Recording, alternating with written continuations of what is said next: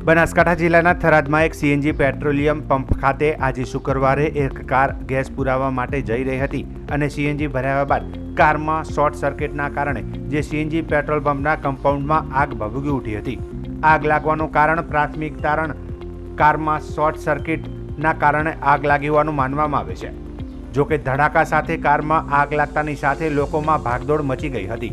જોકે આગ લાગી હોવાની જાણ થરાદ નગરપાલિકાના ફાયર ફાઇટરને કરાતા ફાયર ફાઇટરની ટીમ ઘટના સ્થળે દોડી આવી હતી અને પાણીનો મારો ચલાવી ભારે જહેમત બાદ આગને કાબૂમાં લીધી હતી।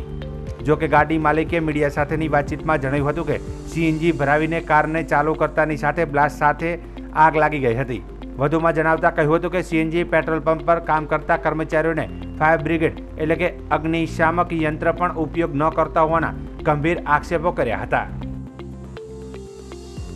જેવો હું સીએનજી ભરાયો મારી ગાડીમાં એવો સેલ મારે ને એવી સીધી બ્લાસ્ટ થઈ ગઈ અને પેલા જે કર્મચારી હતા ને એમને ફાયર બ્રિગેડનો બાટલો બી ખોલતા નહોતો આવતો। એવા કર્મચારી રાખીને તમારે કોમ શું કરવાનું? બે